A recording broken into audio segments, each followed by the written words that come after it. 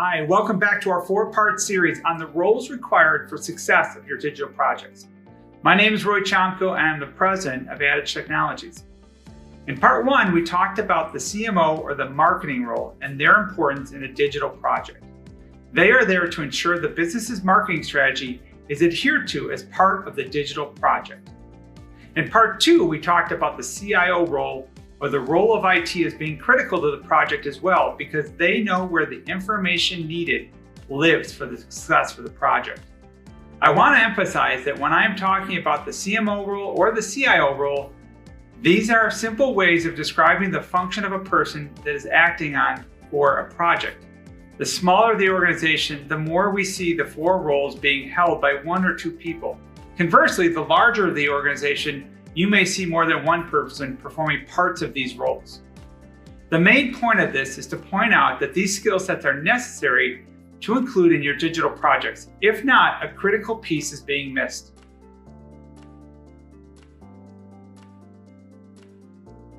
All right, with that out of the way, let's talk about the next role, and that's the CTO role, or the Chief Technology Officer. Another caveat here, people often think of the CTO as the CIO and vice versa. I see them as distinct personas.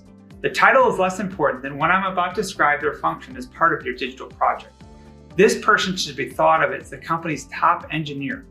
They know the most, technically speaking, about your products and services your company offers.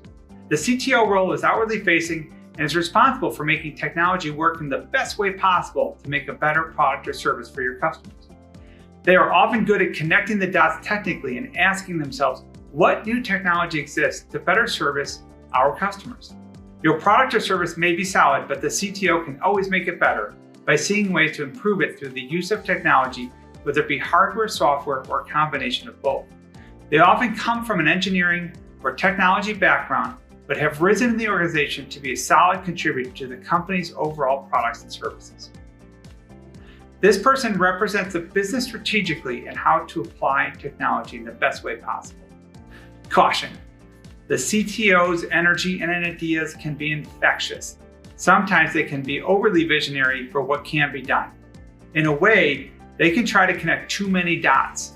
While they can increase the enthusiasm for the project, they sometimes need to be reined in and make sure that they do not gold plate the project because they want to make the solution perfect. Limiting features and scope is necessary when embarking on large digital efforts because so much is possible. That concludes part 3 in this 4-part series.